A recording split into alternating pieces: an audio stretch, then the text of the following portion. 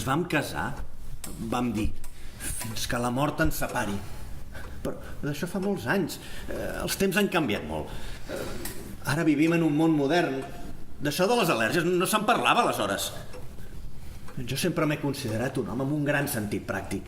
I per molt greu que em sàpiga, què voleu que us digui?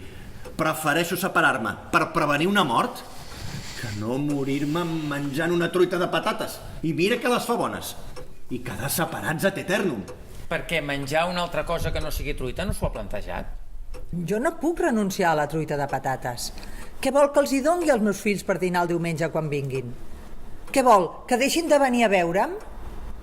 A més, estimat, ja ho saps, tu no pots agafar el son si no et prens el teu got de llet calenteta. I ara que en sabem que jo en sóc al·lèrgica... És l'amor o l'insomni? A veure, em sembla que no m'he explicat bé. La persona que té al·lèrgia s'ha de preocupar del que hi ha en el seu plat, no del que hi ha en el plat de la persona del costat.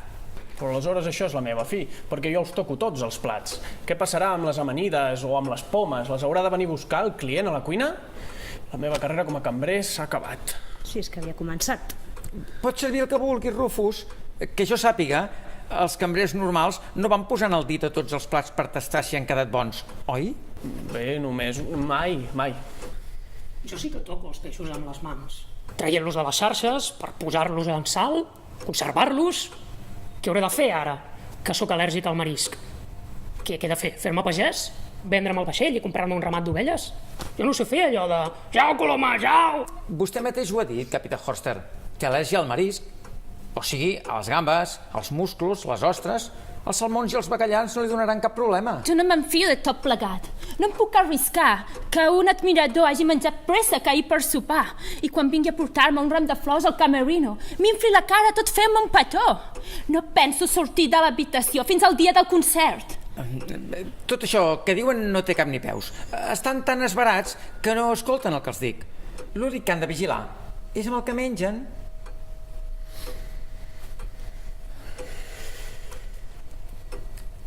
I si per una remota casualitat algú tingués una reacció, hi ha els medicaments que els ajudaran a disminuir els efectes. L'antihistamínic, en forma de pastilla o bé de xarop. Ens l'hem de prendre si tenim urticàries, és a dir, si ens surten taques o fabasses a la pell, com li va passar a la senyoreta White ara fa uns dies. Confio que aquest petit incident no surti d'aquí. Cortisona, en aquest cas també en format pastilles. L'hem de prendre quan hi ha una inflamació d'ulls o bé de boca, com li va passar al capità Horster ara també fa uns dies. En els meus viatges he vist coses que vosaltres no creuríeu, però res tan insòlit com allò. L'asma i l'al·lèrgia són dues malalties que van molts cops relacionades.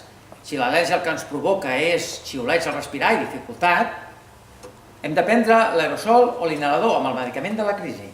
Però igualment hauria d'anar a l'habitació a descansar, no? Sí, i agafar la baixa per invalidesa, no et sembla? Finalment, l'autoinjector d'adrenalina. Les persones que han tingut una anafilaxi l'han de dur sempre al damunt perquè els pot salvar la vida.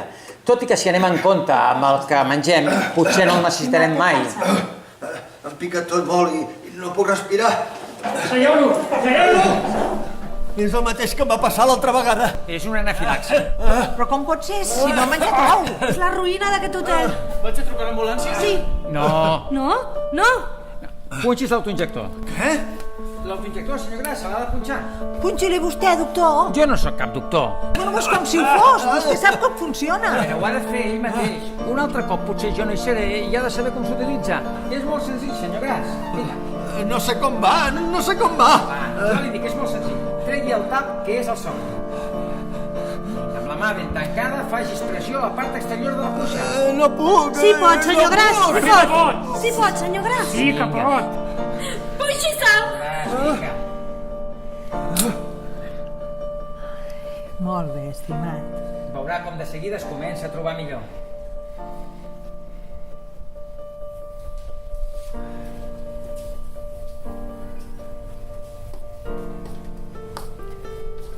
Molt bé, senyor cuiner. Ens hem estalviat l'ambulància. Però malgrat l'espectacle del prick test i les seves explicacions, hem tingut una nova reacció. I això no m'ho puc permetre. Però tot el que jo... Tot el que vulgui, però la realitat s'entesta a portar-li la contrària.